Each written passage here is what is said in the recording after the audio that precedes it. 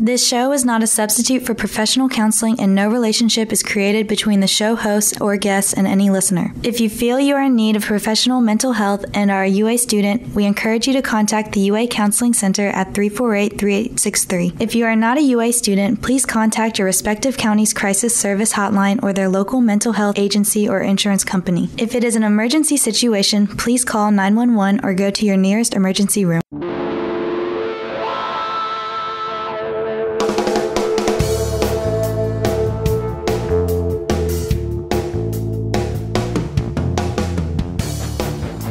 It's 6 o'clock and time again for Brain Matters, the official radio show of the UA Counseling Center. We are broadcasting from the campus of the University of Alabama. Good evening. My name is Dr. B.J. Guenther, and I'm the host of the show along with my colleague and producer, Catherine Howell. In case you don't know, this show is about mental and physical health issues that affect college students, and in particular, UA students. So you can listen to us each Tuesday night at 6 p.m. on 90.7 FM, or you can go online and listen at wvuafm.ua.edu. You can also download the MyTuner radio app and type in WVUA FM 90.7 to listen to us. If you have any ideas for upcoming shows, please email those to me at brainmattersradio@wvuafm.ua.edu, and I'll consider using your idea for a show topic, because this is our first show for the spring semester. We're probably going to have 12 or 13 shows this semester, and we are celebrating our 10th anniversary on the air. I can't believe in January of 2013 I started this little old radio show, and now it's podcasted on Apple. I'll make some announcements about that, and it's podcasted to other sites also, but it took a year in the making, really a year for me to get up the courage to ask people if I could do this. Never having any radio experience or anything like this. So it's been a blast, and hopefully we'll be planning an anniversary show sometime this semester to talk about how we started the show and have my first guest on. I hope I'll get to have my first guest ever back on. But tonight we're going to talk about, I think this is a timely topic. I think it's timely anytime, because I was talking to our guest before the show started about how many students I have, and I know you do too, Catherine, who come in and they are terrified of public speaking. In fact, they are having to take a class where it is required that they speak in front of the class or with a group even. And they just don't know if they can do it. And sometimes, I'll be honest, sometimes I have to make a referral for medication because it's that bad. So tonight we're talking about public speaking fears and the UA Speaking Studio, in case you're not aware of what that is. My guest is Dr. Adam Brooks, and Dr. Brooks is a nationally renowned public speaker with a PhD in Communication and Information Sciences, an MA in Communication Studies, and a background in public relations. He's the current current assistant director of the public speaking program at the University of Alabama. He also oversees the speaking studio with a mission to help clients clarify and craft effective messages, cultivate dynamic delivery, and calm public speaking anxiety. Whoa, that's a mouthful. Well, I didn't know you were going to read directly off the bio. I'm reading directly off the bio because I wanted to give you credit, because I mean, how busy are you with I would think students would be standing in line once they learn about the speaking studio. You would think that. I think we are still trying to plant our flag. We've been here for about 8 years, and students are very busy.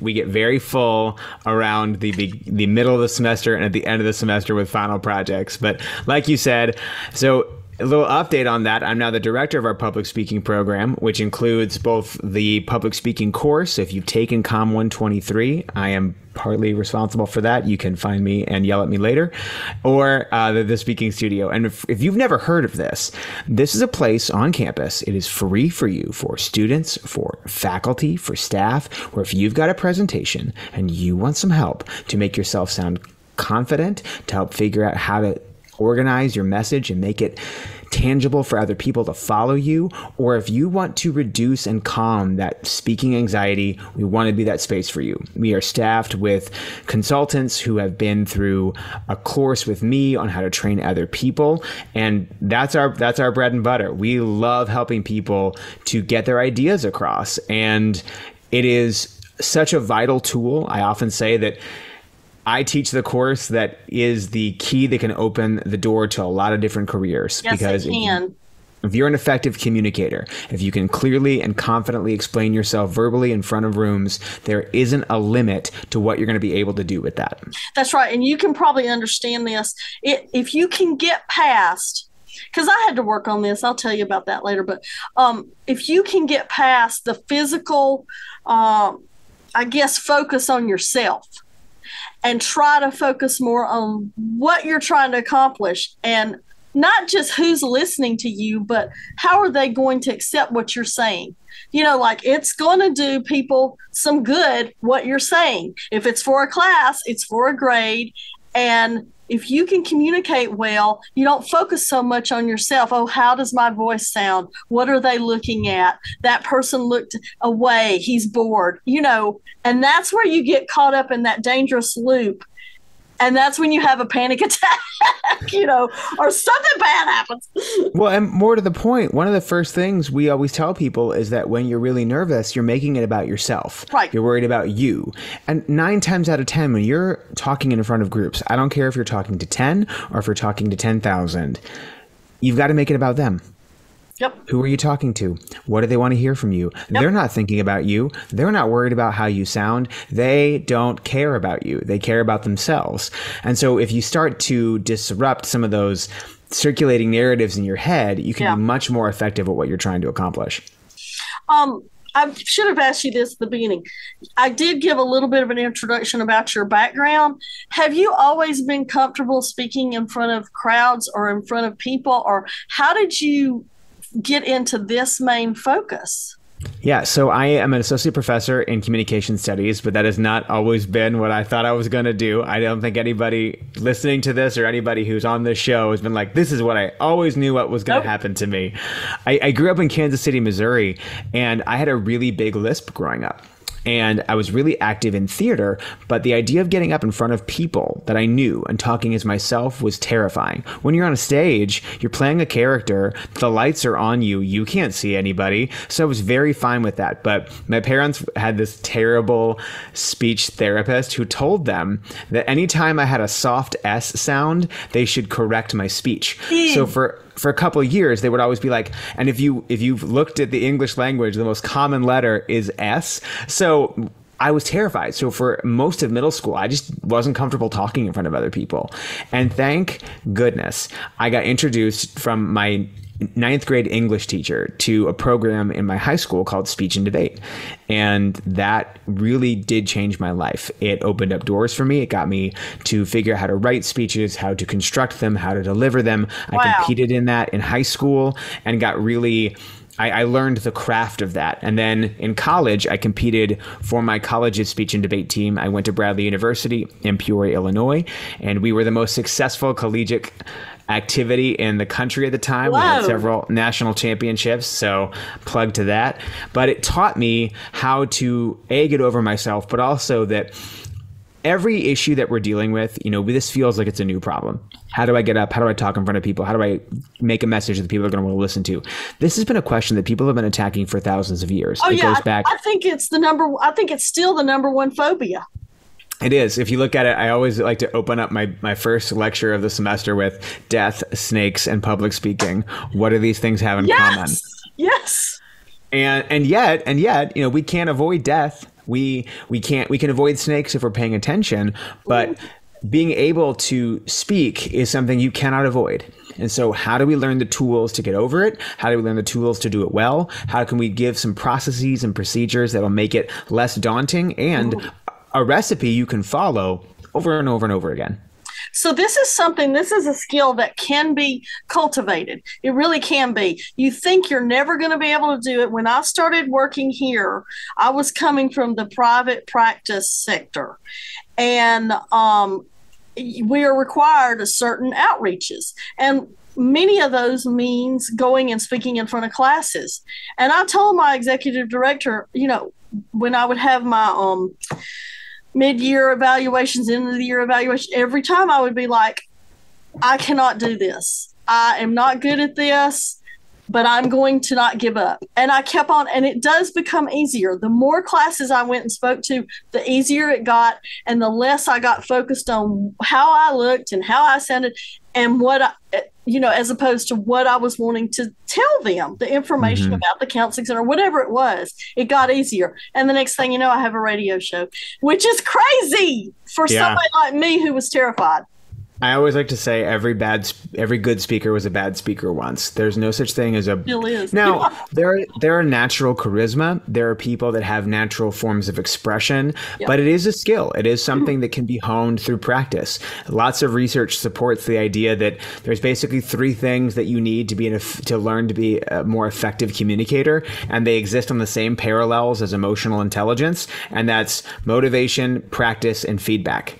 So you got to have the motivation. You got to be able to put it into practice and put yourself in opportunities where you're getting feedback on that. You do that repetition over and over and over again. You're going to hone that skill and be able to learn to manage it. Because for the apprehension, or that's the fancy college term for nerves, that's never going. That doesn't go away. That doesn't go away. But there are tools that you can apply that can make it a little bit more manageable for people. And I think the same thing happens in your field. Right? You get people that are experiencing anxiety, depression, other forms of mental health issues, and you learn, okay, I can't avoid the river, but I can direct where the water's going to go. You mentioned feedback, and the 3 things and feedback being included, I think that would be the most difficult. Like, I know when somebody comes to the speaking studio, that's probably what they're expecting or what they know they're going to get. But how hard is it to tell somebody what they're doing wrong? And I think some people are very, they're hard to, I don't know what the word is. They don't take criticism well. Well, see, you're operating from the premise that we're coming there to tell you what you're doing wrong and that we're there to give you criticism. That is not what we're there to do. We are there to figure out, help you refine what your message is. We're there to help you construct it well. Like, let's figure out what you're doing well. Let's build on that. Let's organize you in a way that you're going to be able to have a plan for how you're going to put this together. Most students, when they come to us, they think they're going to be judged, or they think, I'm just not good at this. I don't know what I'm doing. And it's like, well, of course you don't know what you're doing. That's why you're here. You're here to learn, and we're here to help teach you. So, and then there's also just little things that you sort of minor techniques that when you can apply them, they make a big difference, and it's incremental, but it's small changes make it huge. I want to hear about that. I want to hear 1 or 2 tips. When we come back from the break, I want to hear 1 or 2 tips. And also, have you ever had anybody that has just had a complete meltdown during a speech? Hold that thought. We're going to go to a break. We'll be right back. You're listening to Brain Matters on 90.7 The Capstone.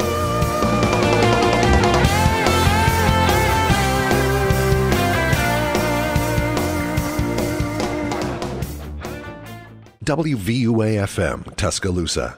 This show is not a substitute for professional counseling, and no relationship is created between the show host or guests and any listener. If you feel you are in need of professional mental health and are a UA student, we encourage you to contact the UA Counseling Center at 348-3863. If you are not a UA student, please contact your respective county's crisis service hotline or their local mental health agency or insurance company. If it is an emergency situation, please call 911 or go to your nearest emergency room.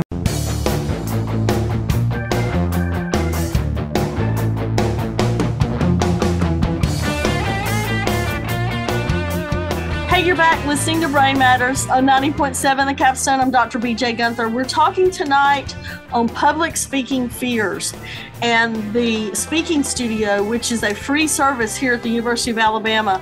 The director of the public speaking program, did I get that right, is Dr. Adam Brooks. He's our guest tonight. I want to remind everybody, if you have an email question or just any question in general about the show, email those questions to me at brainmattersradio@wvuafm.ua.edu, and I'll take a look at those and try to get back with you. But we left off Adam, talking about teaching people and giving feedback when somebody comes to you. What are some tips that you can give if a student's listening right now that would help them immediately? And have you ever seen anybody melt down in the middle of a speech, and what do you do? All right, well, we'll do your first question, which is whenever people come, or if they're coming to the studio, or they're working with me independently, or they're in the class, they always think that they want to work on delivery. They're worried about their hands. They're worried about their body. They don't like their voice. 90% of your problems are actually structure and a lack of strategy, because you're not really clear on what it is that you're saying. And so you're focused on what your body's doing. When you know exactly what you're saying, you are not worried about what your body's doing. Yes, that's right. You're like, this is just what it is. And you're not having to think about it. So I always tell people to begin with the end in mind. Ask yourself this question: when I'm done, what are the two things I want everybody listening to understand or be able to do?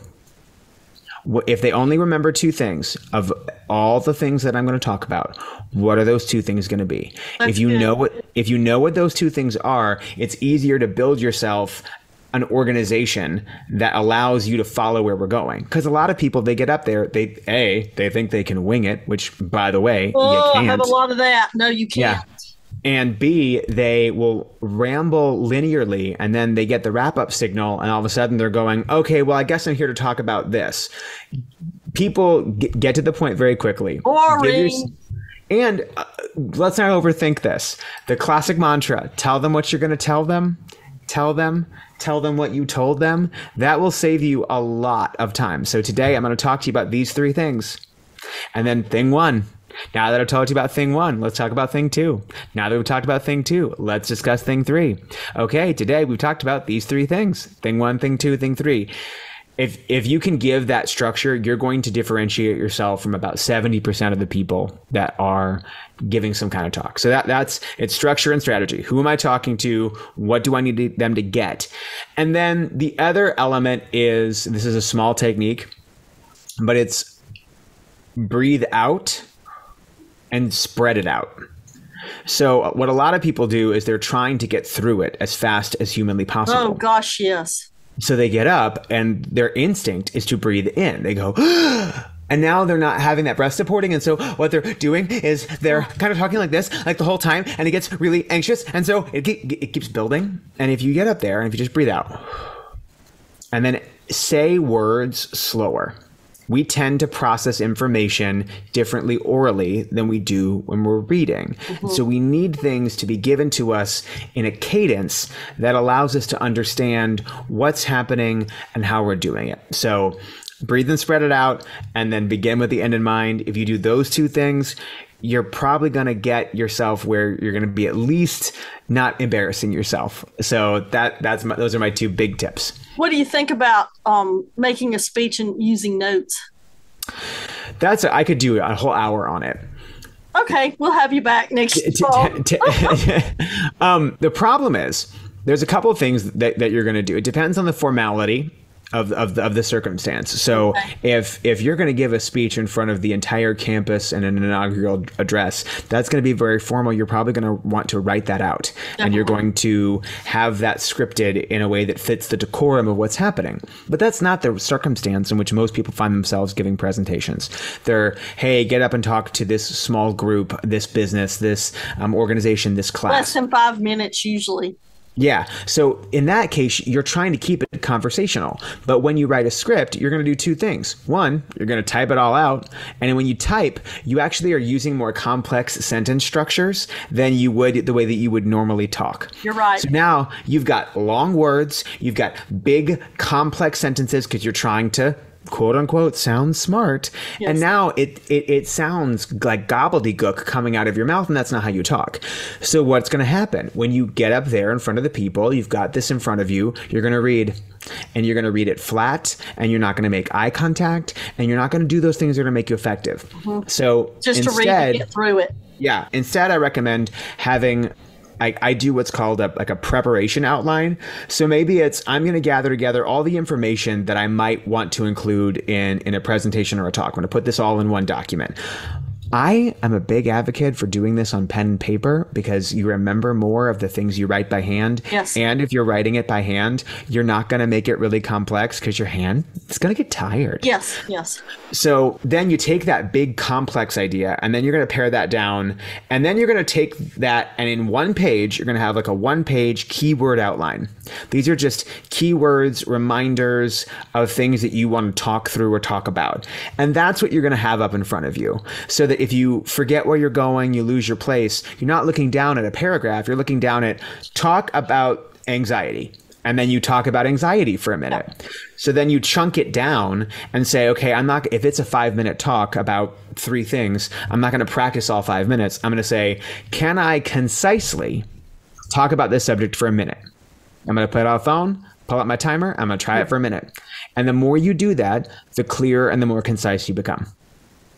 Do you, wow, so much is going through my head. Sorry, I just downloaded this is about great. An entire class period section about how we prep. That's exactly what I was thinking when you were talking. I was like, wow, this is probably his whole semester in 5 minutes. Yeah. You know, what you mentioned charisma a minute ago. What makes for a very interesting speaker? I think we tend to conflate interesting with extroversion, and I don't think that those two things are the same.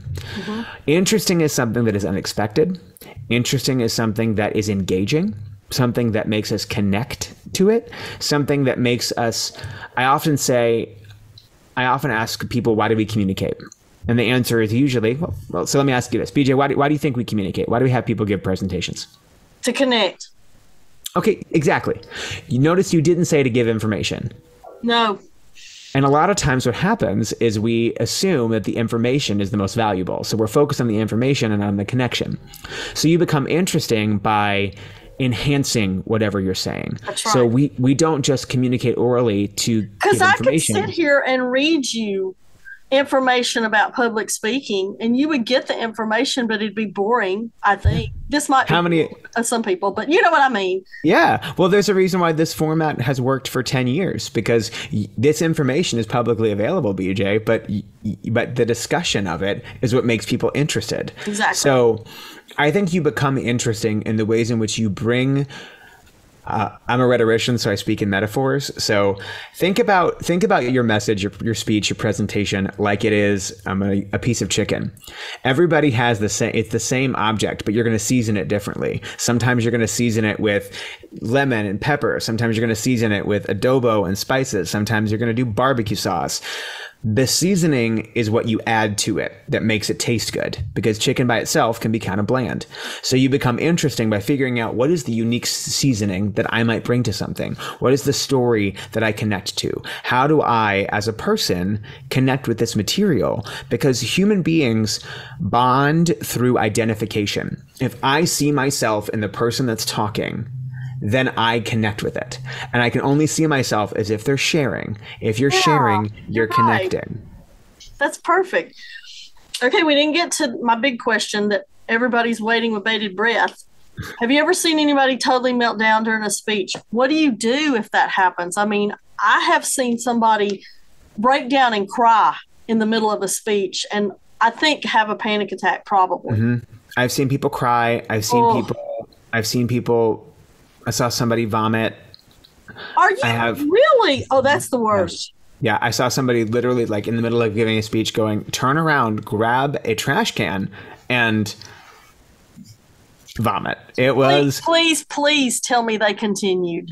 Oh, they did. And it was one of the most wild things I've ever seen. I was like, okay, well, this is what we're doing. Oh my, that's awful. I think what happens is...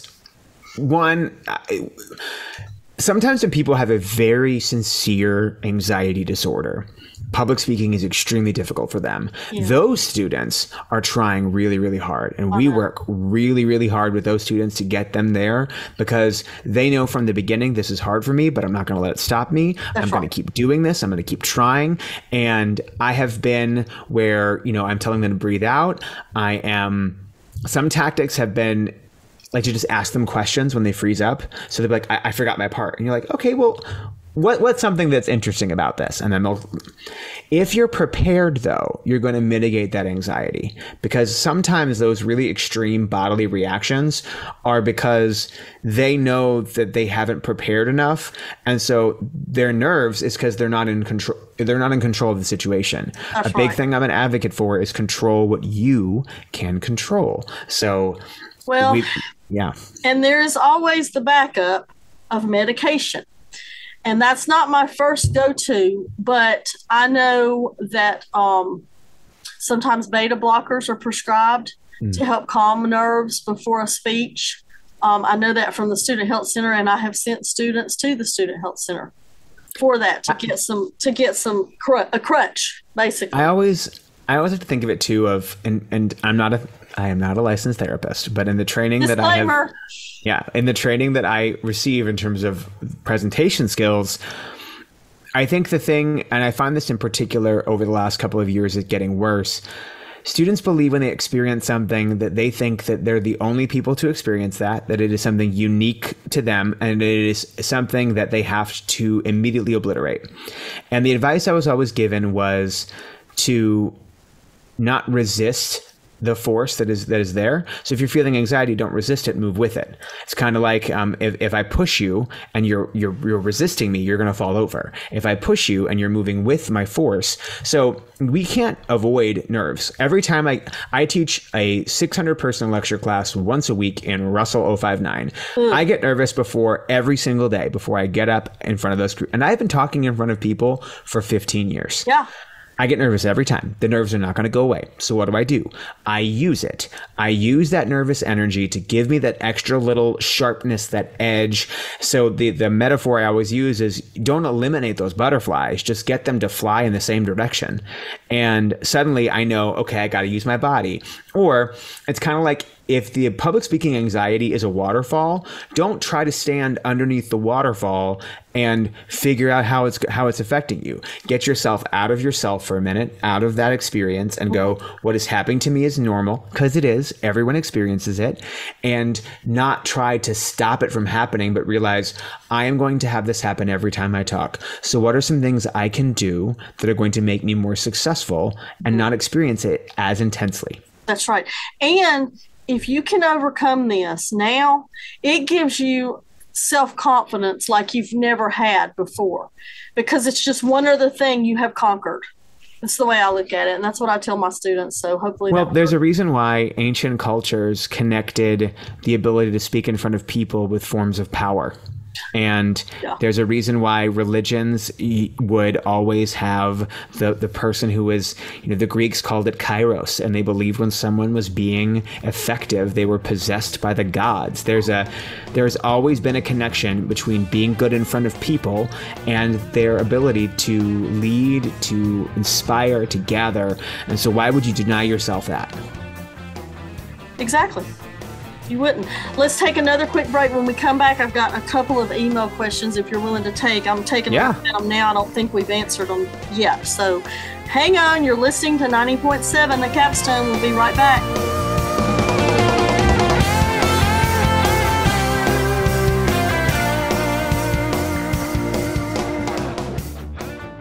WVUA-FM, Tuscaloosa. This show is not a substitute for professional counseling, and no relationship is created between the show host or guests and any listener. If you feel you are in need of professional mental health and are a UA student, we encourage you to contact the UA Counseling Center at 348-3863. If you are not a UA student, please contact your respective county's crisis service hotline or their local mental health agency or insurance company. If it is an emergency situation, please call 911 or go to your nearest emergency room.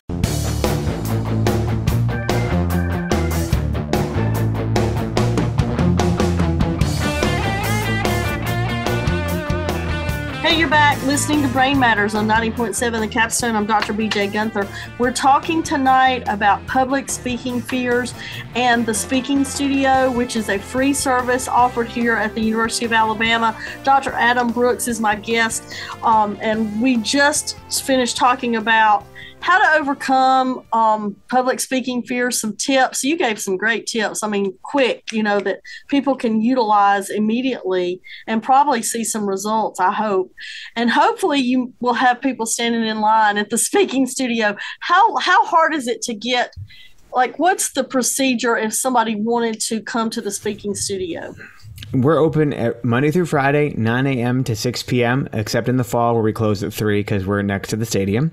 And what you do is go to speakingstudio.ua.edu and make an appointment. We use a similar scheduling system to the Writing Center. So if people listening have used the Writing Center, it's a similar process. You can make an appointment for half an hour or up to an hour, and the schedule opens up usually after the second week of the semester and then opens it from there. So if you are listening to this and you're like, I've got a final presentation class, I've got a final presentation I have to give in March, I'm going to go ahead and make an appointment for maybe the week before, a couple of days before. We have people that are regulars that will, they come once because maybe they got extra credit for a class and suddenly they realized how valuable that was. And so they're like, I'm coming here once a week, every week. We have some of the graduate students for the 3-minute thesis or their doctoral dissertation defenses or their master's thesis defenses. They'll come in and work with that. So I would say it ebbs and flows. I think around midterm and final exams, every single appointment time will be filled 2 weeks out. But then during other parts of the semester, we're open. We're available for walk-ins. We're located in Reese Pfeiffer on the first floor. And if we don't have appointment, if you want to come in and work on stuff, we'll take you and meet with you that way. That's great. Yeah. Let's take our email question. Has social media impacted how we engage in public speaking? Yeah, I always like to think about presentations because when we say the word public speaking, people think of it like I'm a political candidate giving a speech. And when am I really going to do that? Yes. But I think social media has impacted us in two ways. First, it has exacerbated when people are nervous about giving public speaking, they're nervous about getting that live, in-time, real feedback. Having people watch them and what if they don't pay attention to me? What if they get bored? Well, if you're communicating 100% through a digital platform, you're not used to getting that live immediate feedback. So it heightens any kind of nerves. Mm-hmm. Now, in a positive direction, it's amplified the very quick dynamic format that people need to see. Because if they're consuming hours of media where the average length of a TikTok video is 15 to 20 seconds, they're going to want to have that same kind of energetic engagement, connect with me, hook me early that they're hearing in person. So I think we are seeing some of those carryovers because it's interesting. I'm somewhat active in some social media platforms, and the skills that you do in front of a room of 25 are the exact same whether you're building a video out that's going to be on Instagram. It's the same. You got to have a reason to talk to people. Who are you talking to? What is the message? Get to it quickly. Give them some kind of action. That's universal. That's true. And I mean, you have to have something to hook them. Well, you got to connect. You've got to engage them. Yeah. There's got to be something that catches your attention. There's got to be something that justifies what's in this for me. People only care about things that directly affect them. So no matter what you're talking about, how does this relate to me? And if you don't know who you're talking to and aren't clear on who your audience is, it's going to be that much harder to connect with them. I should know this. Do we have a debate team here on campus? We absolutely do. We have the Alabama Forensic Council, which has 19 national championships. They compete in both speech and debate programs. They're amazing and incredible. They usually go to their national tournament in April. And are you involved?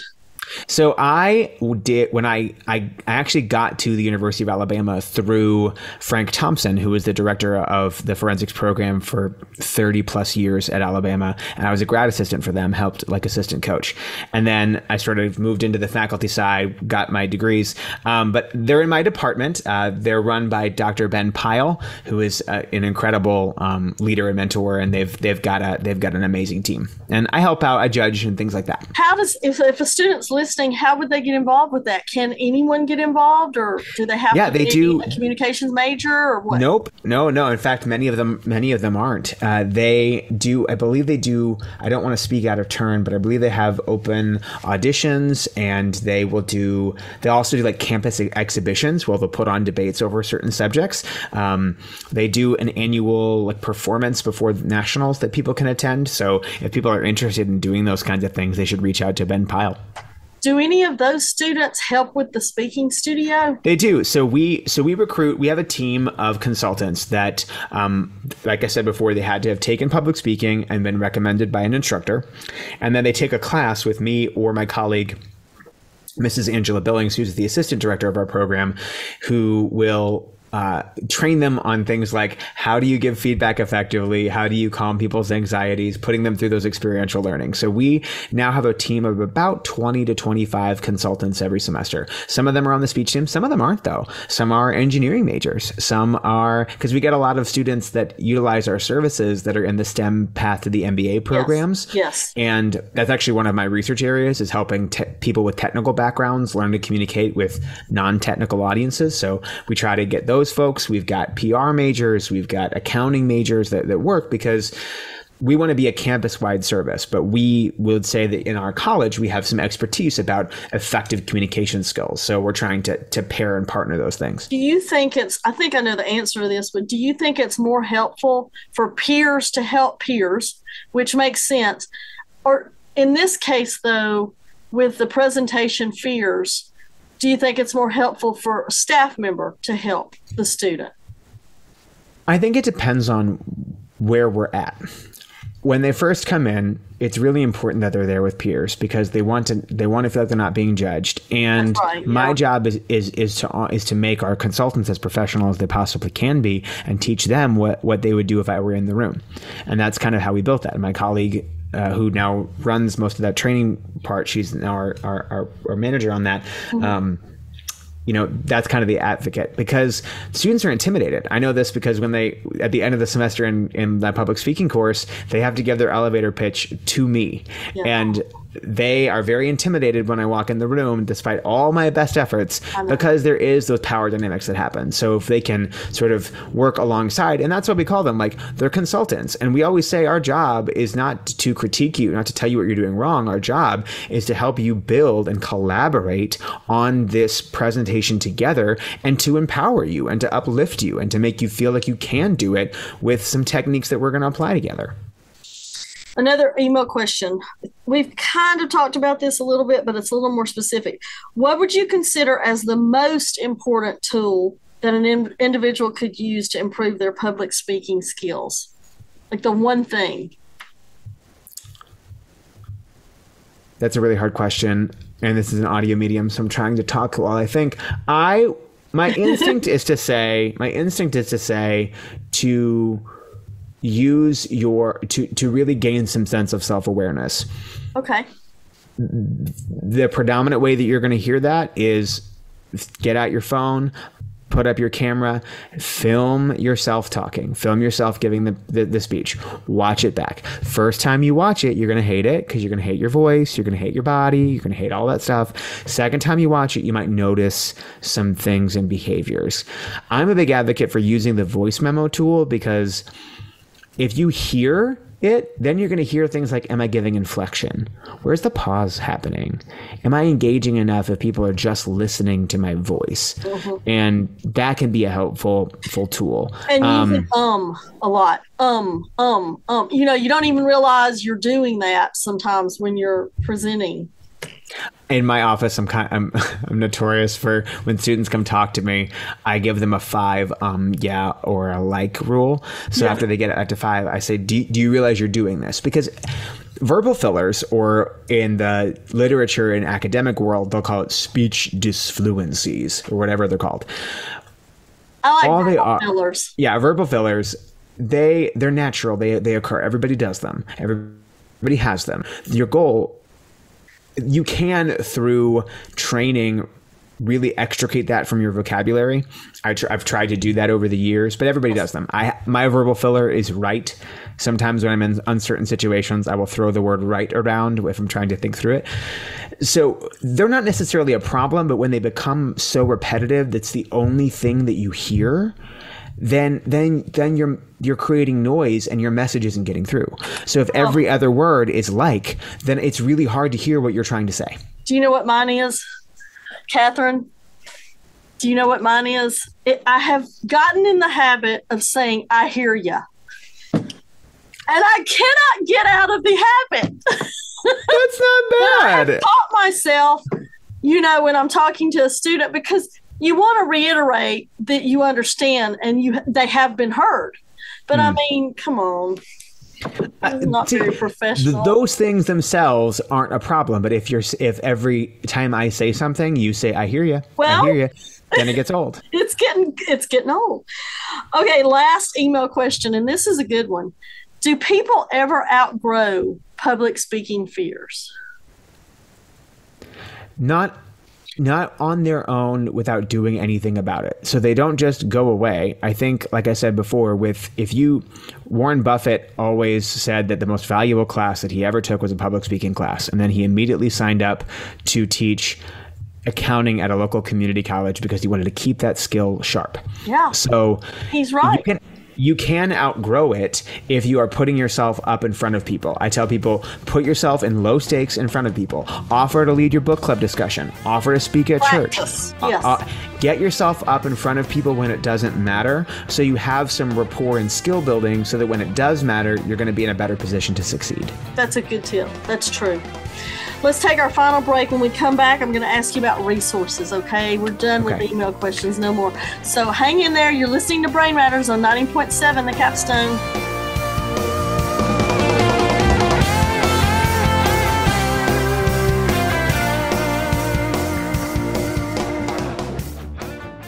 WVUA-FM, Tuscaloosa.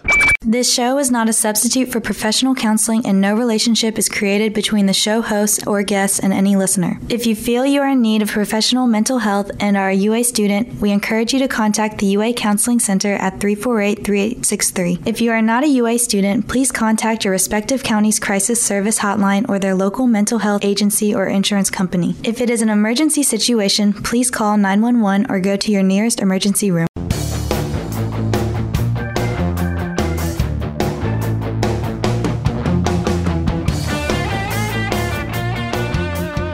You're back listening to Brain Matters on 90.7 The Capstone. I'm BJ Guenther, and we're talking about public speaking or presentation fears.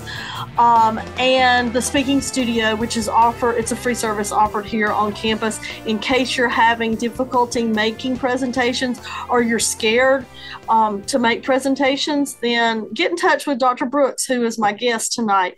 And we left off talking about you've given some great tips just off the cuff.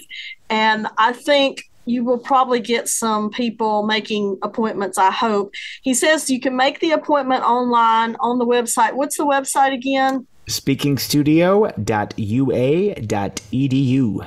That's easy. And there's we probably need some more of these business cards.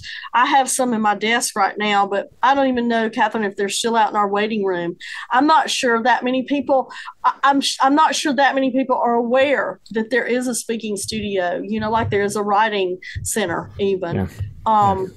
So it's a wonderful benefit for students. Tell us about resources. I love talking about resources. Any books, any websites, any apps, any other radio shows or podcasts that you can think of that would help students if they want to really practice this when they can't get to you guys?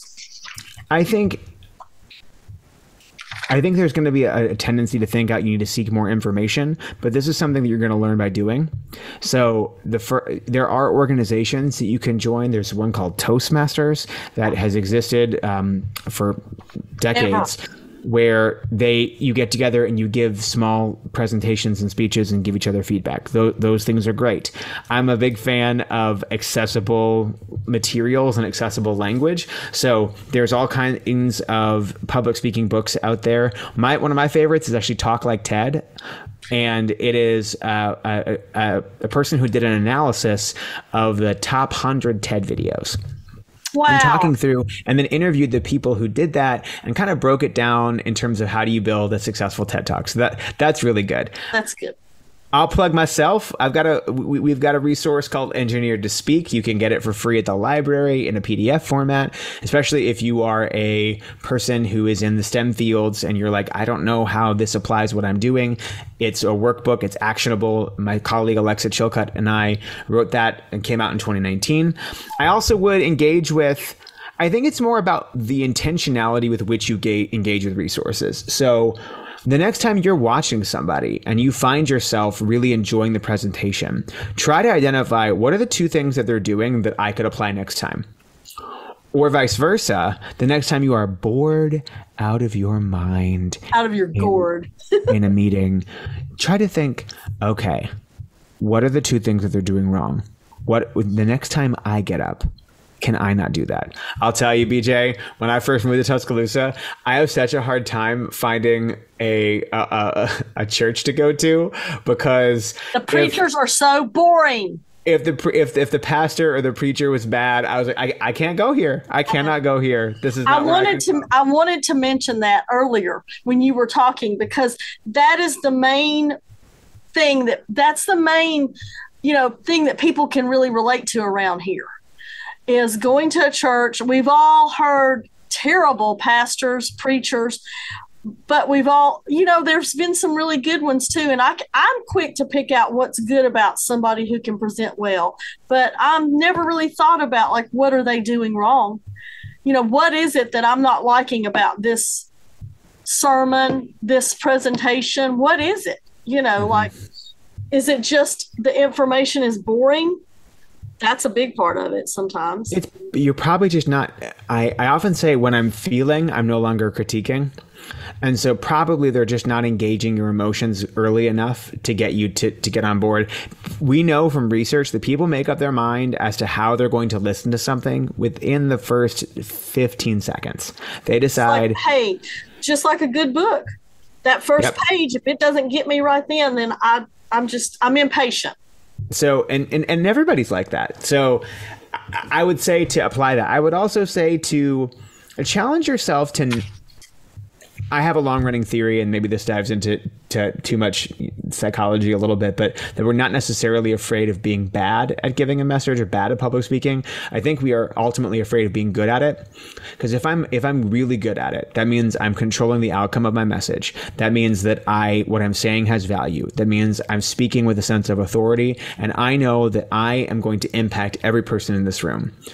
Most of us are not comfortable with that kind of power. And we think, I'm not good enough. We think, I don't matter. I'm just some stupid person. And this is like, so we diminish ourselves. And so I think in terms of resources, one thing I would just say is, you've got to believe in yourself, because if you don't believe in yourself, if you don't invest in your own ability to be effective and to stand out and to do the things that you know that you obviously should do, then what's going to happen is you're going to regress towards the mean. You're going to end up sounding like everybody else. You're going to read directly off the PowerPoint. You're going to be boring. You're going to be disengaged, because there's really no punishment to be played for that. And I think if you can be willing to stand out, you'll find yourself given more leadership opportunities, and people will come to you as a thought leader, as somebody that they go, hey, you made me think about this differently. And I think that that's a really powerful thing. It's the ultimate compliment. Wow. Thank you so much. This has gone by fast, hasn't it? It has. It always does. Sometimes people are nervous, and they always ask me, how many breaks are we going to take? And then the next thing you know, we're done. So, well, I do want to say for people listening, the speaking studio can be a really valuable resource, especially if you use it on the front end. So let us help you as you're building it. Let us help you as you're organizing it. If you're like, I know I want to talk about this, but I don't even know where to begin. We can be helpful on that constructing part of it, because if we give you that right structure, you're going to be so much more successful. Don't come in with a fully finished product and you're going to be giving it the next day. And we can give you a couple of tips to make you feel better about it. But if you engage us a little bit earlier in the process, you will get way more out of that resource. I believe you. Thank you so much for being on the show. This is great. You are an asset to the campus. I appreciate it. Hey, this is great. And listen, I think we have this renewed conversation about mental health and resources like yours and the counseling center. This is important. And I think we're all in the same fight of helping students achieve their fullest potential. We're just attacking it from different directions. That's exactly right. That's right. Thank you so much. This is going to be, I always make this announcement.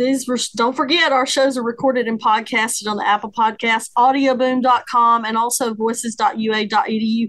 Just type in Brain Matters and you'll find some of our past shows. There's also a link to voices.ua.edu on our counseling center's website, and that's counseling.ua.edu. I like to thank people who've made the show possible. As I said at the beginning, this is our 10th year, and it's gone by fast. You would think we would get tired of doing some of the same topics, but they're pertinent. It depends on the trends, too, for college mental health. As always, I want to thank a few people who've made this show possible. Dr. Greg Vanderwall, he's our executive director here at the Counseling Center. Terry Siggers from the Office of Student Media, my production assistant, and my colleague, Catherine Howell. My other colleagues at the Counseling Center, they're great, supportive. WVUA staff who will edit this show, and my guest tonight, Dr. Adam Brooks. Join us next week. Don't forget, we'll be here at the same time, and we'll be talking about Tuscaloosa Safe Center. This is the first time we've had them on our show, and I'm embarrassed to say they've been around a while, so we need to talk about their services for the campus and the community. Again, thanks for listening, and we'll see you again here next week. Good night.